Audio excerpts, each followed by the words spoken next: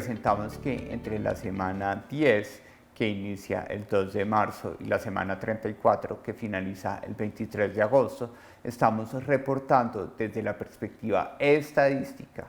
no epidemiológica, 17.803 defunciones por COVID-19 confirmado y 7.257 defunciones clasificadas como COVID sospechoso. El 32.1% de las 17.803 defunciones por COVID confirmado sucedieron entre julio 13 y agosto 2 de este año.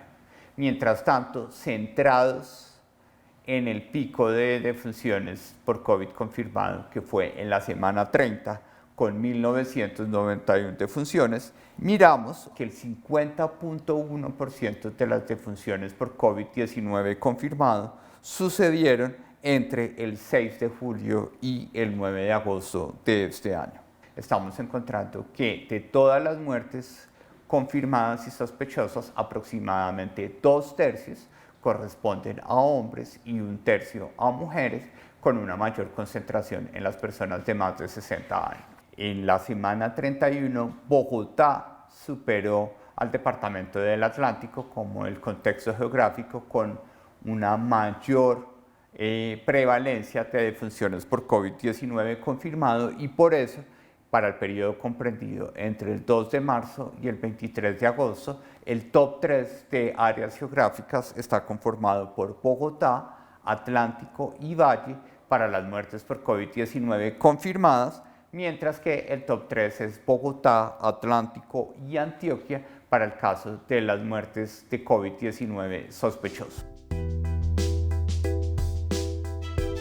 La tasa específica de mortalidad para los hombres es de 64.4 defunciones por COVID-19, tanto confirmado como sospechoso, por cada 100.000 habitantes en el país, mientras que para las mujeres esta variable es de 35.8 defunciones de COVID-19 total por cada 100.000 habitantes. Cuando nos concentramos en el COVID-19 confirmado, la tasa de mortalidad nacional es de 35.4 defunciones por cada 100.000 habitantes, en donde nos lleva a Amazonas, liderando la tasa de mortalidad con 135.4 defunciones, seguido de Atlántico con 115 defunciones por COVID confirmado por cada 100.000 habitantes.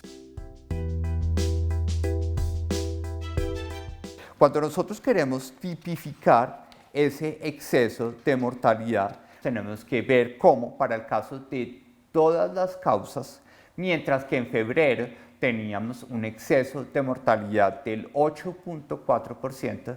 en los 23 días corridos de agosto tuvimos un exceso de mortalidad del 66%.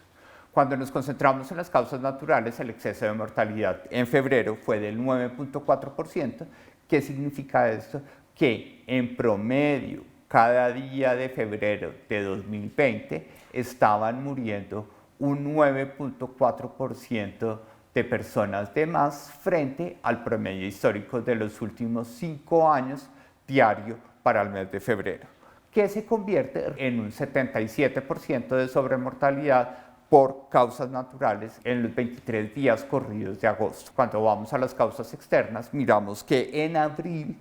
el mes más intenso de las medidas de confinamiento, tuvimos un déficit de mortalidad por causas externas, específicamente asociado a la menor accidentalidad vial, del 39.7% negativo, el cual se ha venido corrigiendo y es en los 23 días corridos de agosto del menos 12,7%, en la medida en que la interacción social ha incrementado y la movilidad, al incrementar, incrementa la probabilidad de que tengamos accidentalidad vial.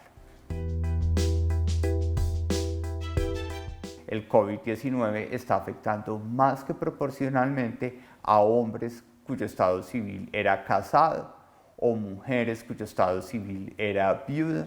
que además tienen un nivel educativo bajo asociado con básica primaria, que habitan en un 93% casi en viviendas de estratos socioeconómicos 1, 2 y 3, mientras que la distribución nacional del Censo Nacional de Población y Vivienda nos ubicaba en una concentración de personas cercana al 87% en esos estratos.